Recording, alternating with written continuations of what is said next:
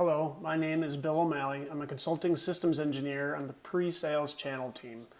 Today we want to talk about the tools and resources available to our partner community. One of the biggest tools we have available is the training that we have at no cost, including the FireJumper Academy, which now consists of 3 separate areas. The account managers, which gives an overall understanding of the Cisco security products. Field engineers, which is more the post-sales engineers that need to understand configuration, tuning, and overall usage of the various Cisco security products. As well as the system engineers, which is more the pre-sales engineers that need to have that understanding of product offerings, features, and some competitive advantages that they can talk to their customers about. Partners may follow a self-service model for stages 1 through 5, using the relevant guide on each competency area. Partners can also attend FireJumper base tours for stages 3 and 4 that we'll be talking about a little bit more as we continue. The FireJumper Academy consists of these 4 separate competency areas shown here. Typically, an AM or an SE would focus on one competency area before they move on to others. For instance, like network security, that typically focuses on firewalls, so think of FTD, Firepower, Threat Defense, your standalone Firepower, as well as our Meraki MX platform. Visibility and enforcement, this consists of our identity services engine, so ICE, as well as StealthWatch, that would be enterprise and cloud. Advanced threat, this consists of our advanced malware protection, so AMP, and the analysis tool, also known as ThreatGrid. And lastly, we have cloud, email, and web security, which consists of Umbrella, CloudLock, WSA, and ESA. So it'd be web security appliance and email security appliance. The FireJumper program has several stages for each competency. So if we jump into it, like stage 1 consists of a one-time only COLT or Cisco Online test that covers an overall security and basic understanding of security. Once this is complete, the individual will be stage 1 in all competencies. Stage 2, this is where several VODs, so video on demands, are encouraged to view as there is an accompanying COLT exam or COLT test for stage 2 as well. In this stage, the training and COLT are more specific than in stage 1, but more specific based on the competency that one is attempting. Stage 3 consists of an overall whiteboard, so think of demonstration, so a whiteboard that we refer to as BDA, so a before, during, after, if you've seen that slide, and a few product demonstrations. As an example, the network security competency would consist of the BDA, actually all competencies consist of the BDA, but the network side would consist of that, as well as an FMC, so Firepower Management Center, and a Meraki MX demo. There are walkthrough scripts as well as example recordings for each of these, so you can always review those before jumping into stage 3. But these are also validated by a GSSO, CSE, or equivalent. Stage 4, this is where the partner SE can demonstrate that he or she can deliver a POV or a proof of value. In many, if not most cases, this can be completed during the on-site base tour that I mentioned earlier, and by completing a POV lab. The stage that would be after stage 4 would be considered the FireJumper, that they have met all the required stages, as well as their acknowledgement that they will be that SME, the subject matter expert for that competency for that partner. So some of the huge differentiations, why would one want to be a FireJumper? So some of the things I'll point out here that are not limited to this, but one in particular is like the monthly FireJumper calls, which includes a member from the BU, a BU resource, to review some of the upcoming changes to products that really have not been announced yet, but giving you an understanding of what could be coming or what will be coming down the road, so you can prepare yourself or your customers for that. A first look program, this would give the partner access to updated code before it's released so they can run it in their own lab.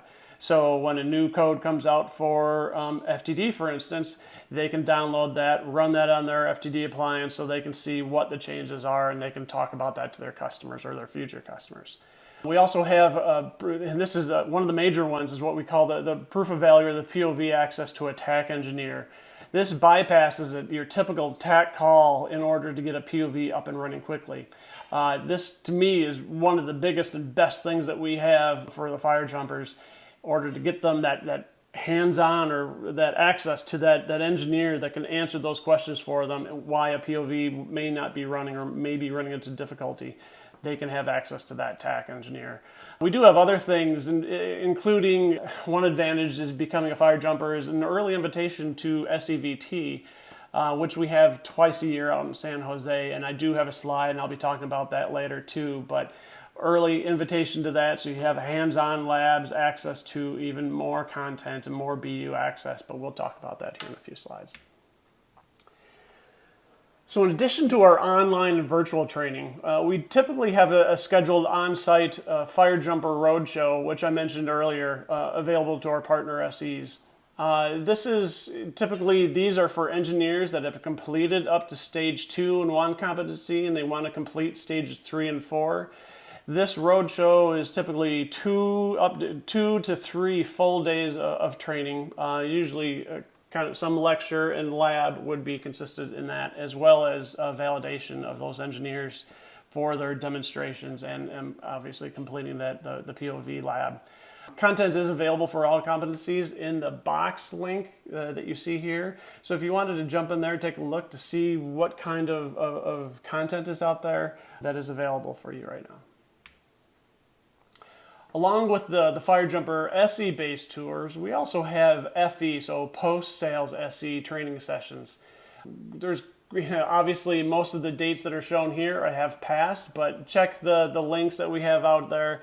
We will be updating this on a fairly regular basis, both for the SE and the FE, to make sure that you have and understand the dates and the locations where these are, because we do have these all over the place. So besides the Fire Jumper Academy, we're going to jump into a few other things. These are some, to me, I think these are some great training, some great VODs that you can access. So other than, like I said, other than that Fire Jumper Academy, we do have a series of these other things. One in particular called the Security Architectural Fundamentals. This is perfect for those partner engineers that maybe focus on other products. Maybe they're network engineers and want to get a little bit better understanding of security, but they want to understand products and what Cisco has to offer. Partners can register for these and attend these sessions or download previously recorded sessions. Our Security Voice of the Engineer is another training series for those that would like an update on certain products. This is much more comprehensive than the previous mentioned fundamentals training.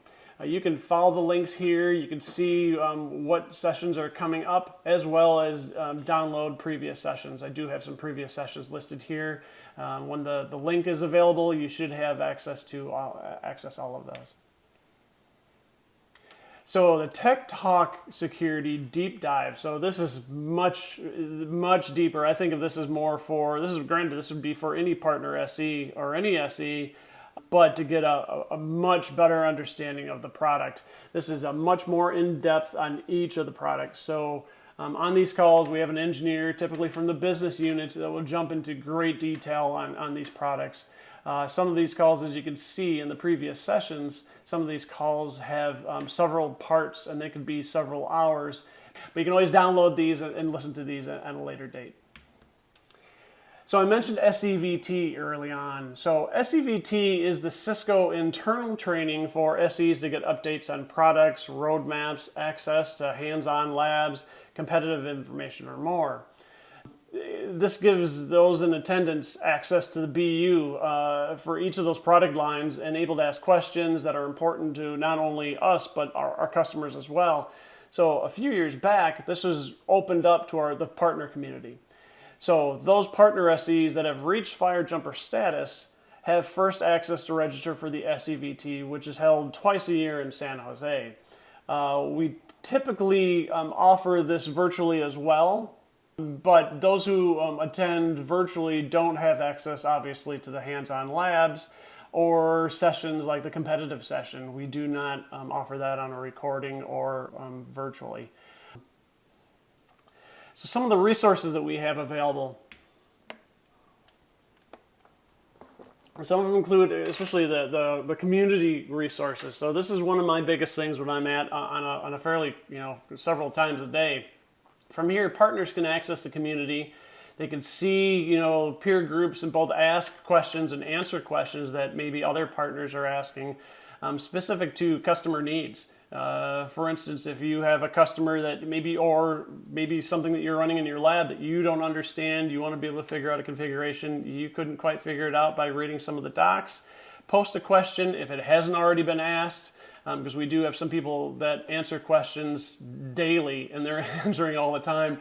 But yeah, go out there for those question and answers. You have something posted, people respond relatively quick. From here, you can also access the enablement calendar. This is where you can see where there's training sessions, maybe something's coming to your location. You can see what's coming up, at least so you have an idea of what's available to you that's local or even remote. Maybe there's some new or important updates that are posted on this main page. I mean, granted, there's many pages within here, but the main one with the calendar is the one that I'm looking at all the time. Popular documents, if there's something new is getting posted, we have a link out there that's showing you the popular documents that people are downloading and something that you might want to see. Partner help. I mentioned before, we do have one of the biggest tools that we have is partner help.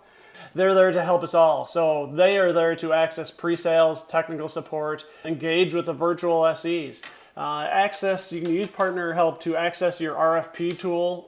There are over 50,000 RFP questions. Granted, they're not all security related, but it's a great tool. You can access the link there. You don't have to talk to Partner Help, but you can give you access to that link if you don't have that already. Security license and software access. So this link here is probably one of my number one links that I use when I'm sending to my partners.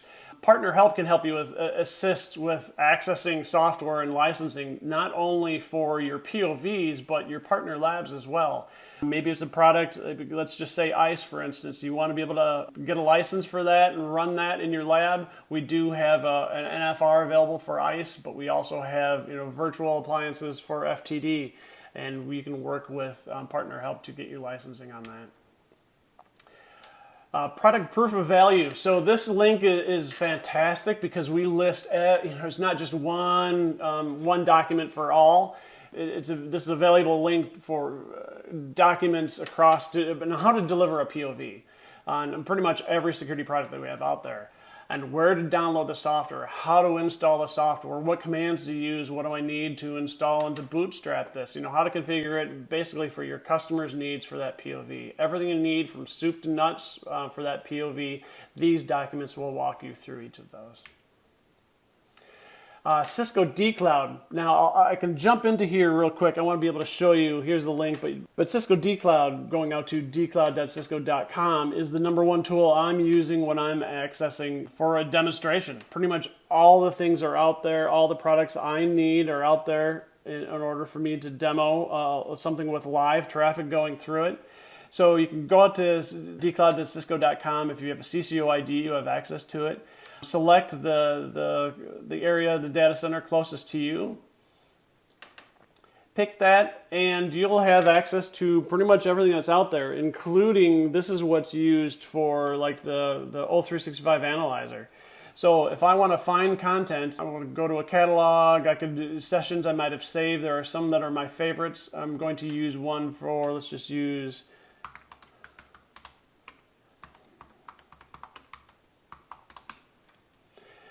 and go out there, see what is available. Let's see, Firepower Management Center, proof of value. So this is what I wanted to do. I could go, decide that I want to either, it's a lab or something, click on schedule.